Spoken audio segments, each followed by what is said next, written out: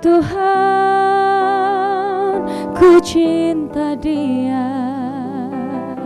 ku sayang dia, rindu dia, inginkan dia. Utuhkanlah rasa cinta di hatiku, hanya padanya, untuk dia.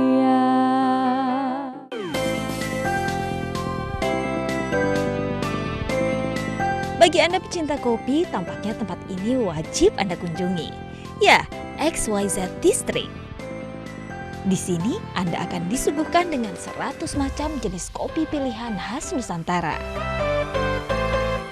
Konsep manual brew dan mixologis diterapkan dalam penyajian kopi, artinya penyajian kopi dapat dicampurkan antara beberapa biji kopi pilihan dengan cara yang berbeda-beda. Yang kita andalin emang kita sedang menaikkan kopi Indonesia, dan kopi kita satu Indonesia itu ada 1.600 tipe kopi dan sangat-sangat rich. Kita menuju surga kopi Indonesia by 2020 dengan memperdayakan budidaya petani Indonesia, dan kita kerjasama petani.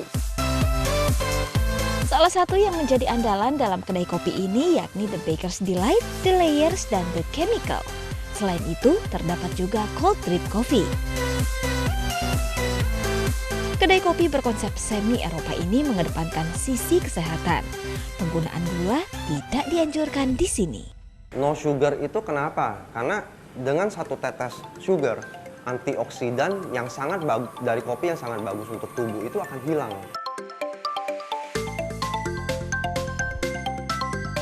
Nah pemirsa, ini dia nih unggulan dari XYZ District, yakni The Layers Coffee. Rasa kopinya sangat kuat ditambah dengan rasa manisnya yang begitu lembut karena dengan campuran susu kental manis.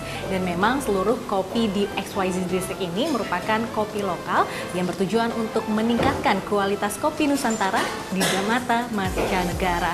Dari Jakarta, Muriza Andri Setiawan, MNC Media melaporkan.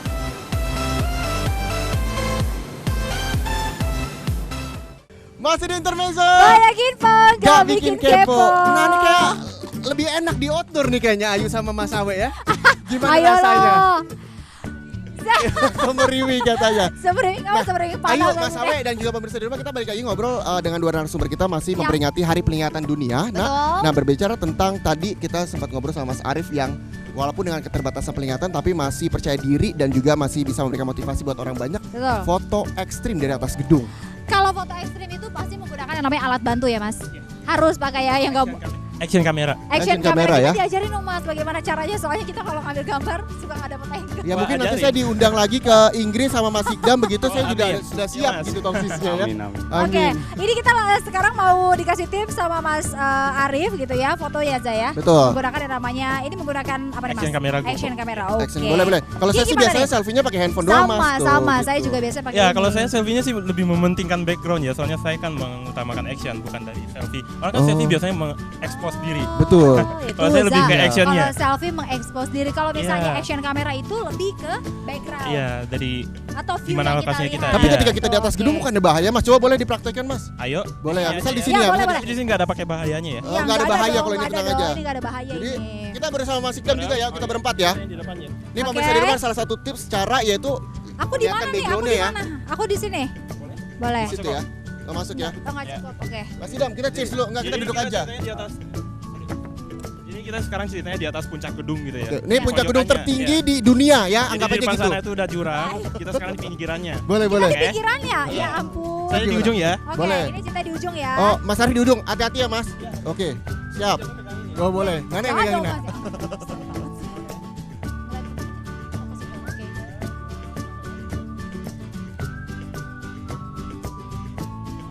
Oke, boleh kasih lihat Mas hasilnya.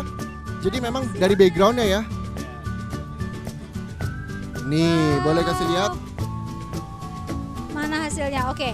Nah, ini dia nih tuh. Nah, jadi kurang lebih seperti itu ya. Jadi lebih menekankan kepada backgroundnya begitu ya Mas ya. Iya. Boleh. Ceritanya di atas gedung tadi ya, ceritanya pura-puranya gitu. Nah di atas itu dia gedung. pemirsa, jadi salah satu caranya ya kalau misalnya untuk ekstrim foto lebih backgroundnya, karena memang backgroundnya duluan yang akan dijual begitu Iya, ya. itu yang dijual bukan sayanya. Oke, nah kalau ini Mas Idam yang dijual adalah bagaimana caranya berprestasi, memberikan pengetahuan orang banyak Aha. di balik keterbelakangan, kekurangan begitu ya bisa dibilang tunanetra. Nah kabarnya Mas Sikdam ini memiliki banyak sekali prestasi dan terakhir mendapatkan menjadi Ketua Umum Pusat Disabilitas Indonesia. Betul, kabarnya juga sudah ketiga benua Mas Sikdam ya. Nah ketika membandingkan fasilitas-fasilitas yang ada di Indonesia buat orang tunanetra dan juga di luar negeri, apa sih yang membedakan Mas? Yang pertama mindset, dalam artian gini, saya alhamdulillah dikasih kesempatan sama Allah pernah tinggal di Afrika, di Asia, Berapa sama lama, Eropa. Mas? Berapa lama? Ya lumayan lama. Lumayan lama Nah, ya. Oke. ketika saya tinggal di situ, pingin rasanya saya nggak mau pulang ke Indonesia. Kalau ngelihat Indonesia, kenapa? Karena perhatian orang-orang di sana itu terhadap penyandang disabilitas itu seperti saudaranya. Dalam artian mereka sangat empati terhadap penyandang disabilitas.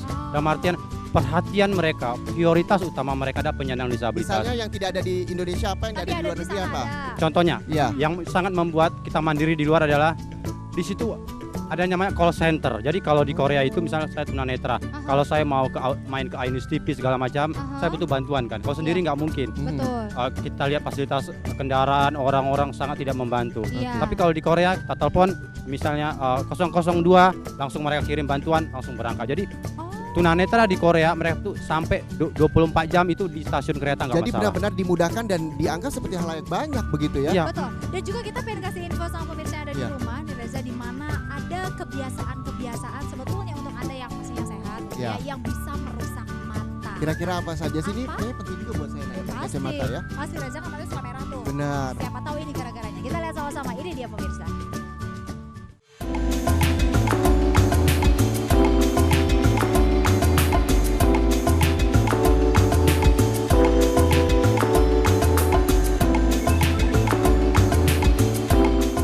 Mata sehat dan berbinar, siapa yang tak mau? Namun sayangnya banyak kegiatan sehari-hari yang ternyata bisa berdampak buruk bagi kesehatan mata. Menggunakan komputer sudah jadi bagian dari kehidupan sehari-hari. Namun hati-hati ya, kebiasaan menatap layar komputer selama lebih dari 20 menit tanpa jeda bisa berbahaya.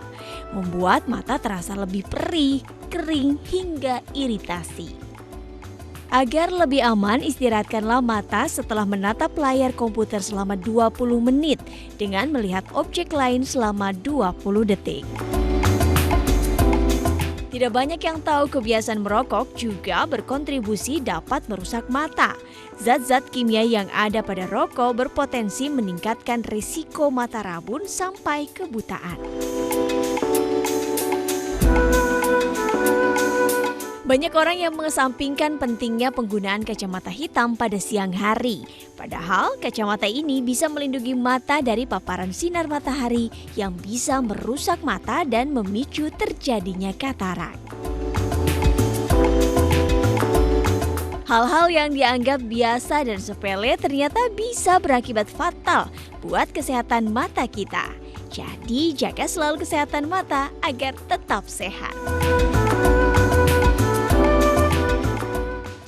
Itu dia tadi Betul, ya. nah jadi kita bisa lihat ya. menghindari begitu ya, nah sebelum Betul. mata kita rusak. Kebiasaan-kebiasaan yang Betul. tidak baik, yang akibatnya bisa merusak mata. Kita Oke. ngobrol lagi sama Mas Arif dan juga Mas Sikdam. Ini Mas Arif gitu, kalau misalnya dibilang Mas Arif bisa punya pekerjaan yang luar biasa, Betul. walaupun dengan keterbatasan gitu ya Reza ya. Mungkin Mas Arif mau memberikan sedikit tips kepada pemirsa yang ada di rumah yang mungkin nih sebagai fotografer maunya agak sedikit lebih ekstrim atau punya kreasi baru, bisa di-share Mas sama Dan kita tapi semua? tetap selamat begitu Iya ya. Nah, pasti Ya dong. intinya sih tahu dengan batasan dengan kemampuan kita saja gitu. Oke. Jadi jangan sampai memaksakan diri. Jadi kalau misalnya ada memiliki keterbatasan lain misalnya, jadikanlah keterbatasan itu sebagai dorongan kita sendiri buat melakukan yang maksimal gitu. Oke, tapi jangan nekat banget juga gitu ya. Nah makanya jadi tahu batasan aja.